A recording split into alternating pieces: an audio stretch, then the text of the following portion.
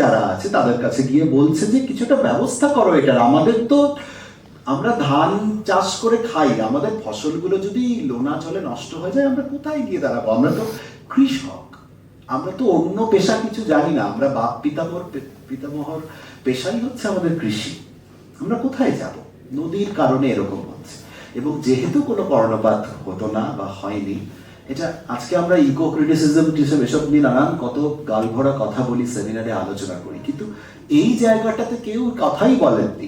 এই জায়গা থেকে দক্ষিণ চব্বিশ পরগনার অন্যতম কৃষক আন্দোলনের ইস্যু ছিল বিদ্যাধরী নদী এবং তার সূত্রে ফসল এবং লোনা জল ইত্যাদি আর কি। এই জায়গাটা যুবক সলিল, তরুণ সলিল কৃষকদের হয়ে ঝান্ডা ধরেছিলেন এবং সেই সূত্রেই সেটা তার দমন পীড়নে নানান রকম তার বিদ্রোহ প্রতিবাদে কিন্তু তার গান বেরিয়ে আসে এই জায়গা থেকে। এবং তখন পরপর এবার হ্যাঁ কলেজে পড়তে পড়তে বামপন্থী আদর্শ, আস্তে আস্তে পার্টিতে কমিউনিস্ট পার্টিতে যোগদান, ততদিনে 1943-এ আইপিটিএ হয়েছে, ভারতীয় গণনাট্য সংঘ, এবং এইগুলো এই গণনাট্য সংঘ থেকে সবাই শুরু করেন, কিন্তু তার আগের অংশগুলো কেউ বলেন না, এই বীজগুলো কোথা থেকে এসেছে সেগুলো কেউ বলেন না। গণনাট্য যেন একটা জিনিস আকাশ থেকে পড়লো, অনেকে চলে এলেন, সৌম্যমিত্র, বিজন ভট্টাচার্য, অমুক তমুক, খানা তানা, সলিল চৌধুরী, সবাই এরা রইলেন, বলরাজ সাহানি ওদিকে অন্য বাংলার বাইরের একদল শিল্পীকুল এবং হই হই করে এরা সবাই করলেন। শুধু তা বললে তো হবে না, তার প্রত্যেকের একটা ব্যাক স্টোরি আছে, প্রত্যেকের আলাদা আলাদা ব্যাক স্টোরি আছে। সলিল চৌধুরীর ক্ষেত্রে সেই ব্যাক স্টোরিটা বা ওরিয়েন্টেশনটা এইরকম।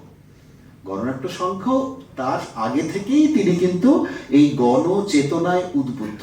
1940-41 সাল থেকেই তিনি গণসঙ্গীত লিখছেন, তখন গণসঙ্গীত শব্দটা বা টার্মটাই হয়তো সেভাবে কেউ বলেনি।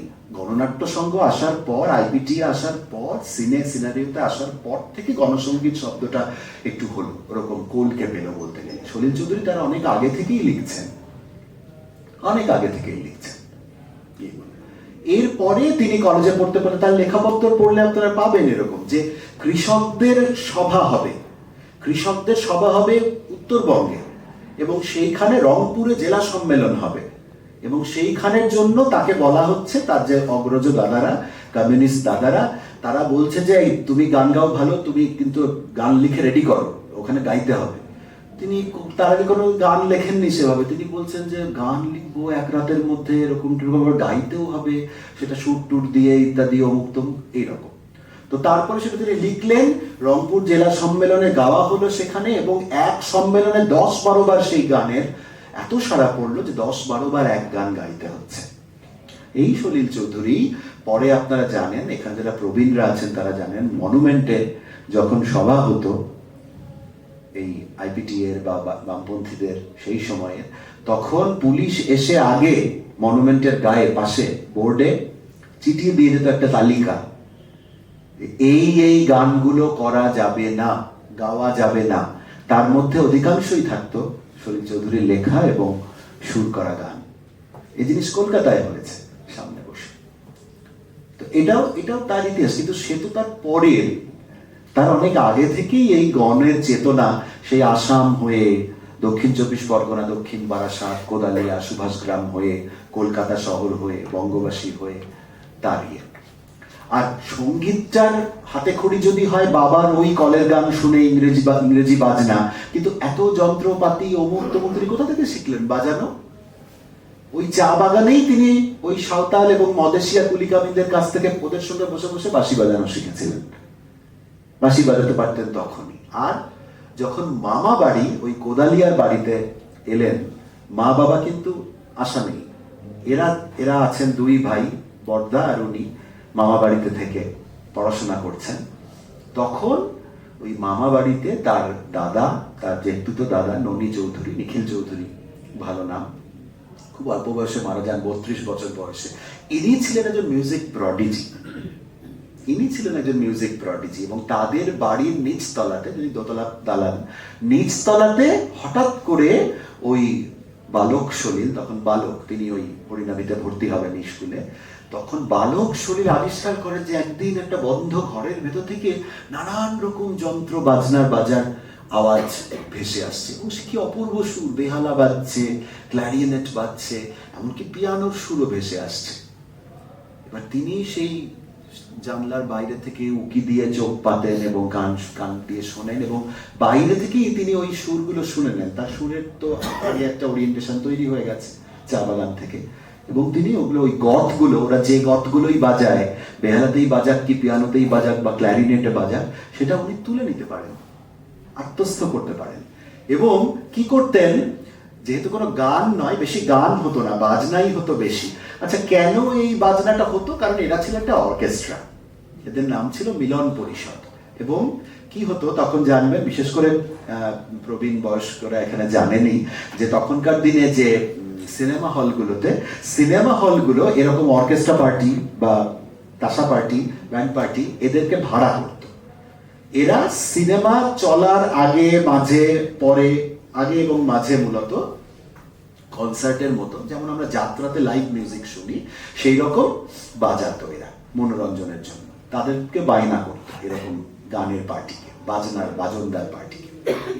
তো ঠিক সেই রকমই এই মিলন পরিষদ, মানিকতলায় ছায়া সিনেমা, সেই ছায়া সিনেমাতে ওই রকম তারা ওই বাজানোর জন্য সিনেমার আগে এবং মাঝখানে ইন্টারলুড হিসেবে বাজাতো। তার প্র্যাকটিস হবে ওই সেই সুভাষগ্রাম কোদালিয়ার ইয়েতে, সেখান থেকে তারা যাবে মানিকতলা, সেইখানে বসে তারা মক্ষ করছে সমস্ত কিছু। আর একটা ছেলে বালক বাইরে থেকে, ঘরের বাইরে থেকে, রাস্তা থেকে কান পেতে এবং চোখে উকি দিয়ে সেই সুরগুলো, গতগুলো সব তিনি শুনে নিতেন, আত্মস্থ করে নিতেন। একদিন কি করছেন, নিজের মুখে বেহালার সুর বাজাচ্ছেন, বেহালার মতো করে আওয়াজ করে, আবার তারপরে হয়তো পিয়ানোর মতো আওয়াজ করে একটা পিয়ানোর সুর বাজাচ্ছেন। ওগুলোর তো কোনো বাণী নেই, শুধু সুরগুলো কখনো পিয়ানোর মতো করে মুখে বাজাচ্ছেন, মুখ দিয়ে আওয়াজ করছেন, কখনো বেহালার মতো বাজাচ্ছেন, কখনো ক্ল্যারিনেটের ছড়টাই তুলছেন এরকম ভাবে। এবার সেই দাদা, জেঠতুতো দাদা, তাকে ক্যাক করে ধরেছেন, যাই এই ছেলেটা সব সুরগুলো থেকে কি করে শিখে গেল, তাকে ধরে নিয়ে এসেছেন ঘরের মধ্যে। তাহলে সব বাজা দেখি, কর দেখি। তখন তিনি সব বাজিয়ে দিলেন মুখে মুখে।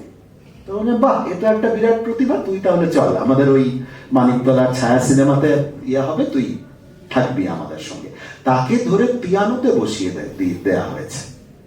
এবং সিনেমা হচ্ছে কি অদ্ভুত, কিরকম দেখুন যে মানুষের কিরকম একজন শিল্পীর হয়ে ওঠাটা কি করে হয়।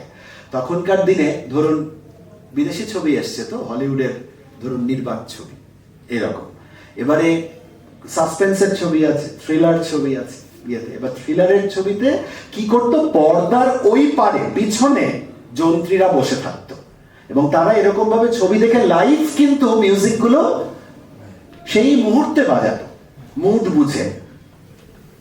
ভালোবাসার মুড হলে সেরকম, টেনশনের মুড হলে সেরকম, সাসপেন্সের মুড হলে সেই রকম। এবং বিশেষ করে যখন কোনো সাসপেন্স বা থ্রিলিং কোনো সিচুয়েশন পর্দায় আসতো, তখন পিয়ানোর একেবারে নিচ থেকে, খাট থেকে শুরু করে তার সপ্তক পর্যন্ত, এখন আমরা যেরকম কার্টুনে দেখবেন আমরা পাই, টম অ্যান্ড জেরিতে এ ধরনের পিয়ানো কাং করে এখান থেকে ওইখানে চলে যায়, তখন সেটা পেন্সিলে বাজানো হতো। কারণ হাতের আঙুল অত তাড়াতাড়ি ফাস্ট মুভ করতে পারে না। একটা পেন্সিল নাও, পেন্সিলটা দিয়ে কাং করে চলে যাও, তবেই ওটা ওরকম ভাবে চলে যাওয়া যাবে, একদম নিচ থেকে ওপরে। এমনকি পিয়ানোর কিছুটা অংশ আড়াআড়ি ভাবে কাটাও থাকতো, শুধুমাত্র ওই সাসপেন্সের থ্রিলিং সিচুয়েশন গুলোতে। বা ধরুন হিরো ধরুন পাহাড়ের চূড়া থেকে লাফ দিয়ে নামবে নিচের একটা তলে, সেটা একটা দিয়ে দারুণ একটা থ্রিলিং একটা ইয়ে, তখন একটা খ্যাং করে একটা পিয়ানোর এই মাথা থেকে ওই মাথা পর্যন্ত পেন্সিলে টেনে নিয়ে যাওয়া, এইগুলো সলিল চৌধুরী শিখেছিলেন সেইখানে। এবং বালক সলিল এতটাই, তখন তিনি ছোট, কয়েক বছর মাত্র বয়স, যে 7-8 বছর কি 8-9 বছর বয়স হবে কি হবে না এরকম ব্যাপার। তার ওই অত বড় পিয়ানোর টুলে বসিয়ে দিলে তার পা মেঝেতে টাচ করতো না, এতটাই ছোট ছিলেন তখন। কিন্তু এমন ভাবে তিনি বাজাতেন যে যখন মানুষজন, লোকে দেখা যায় সিনেমা দেখবে কি, লোকজন সামনে এসে ভিড় করে দেখছে একটা বাচ্চা ছেলে, সে পিয়ানোতে বসে আছে, তার পাটা পর্যন্ত মাটি স্পর্শ করছে না এবং সে পিয়ানো বাজাচ্ছে। এই হচ্ছে সলিল চৌধুরীর মিউজিকের ওরিয়েন্টেশন।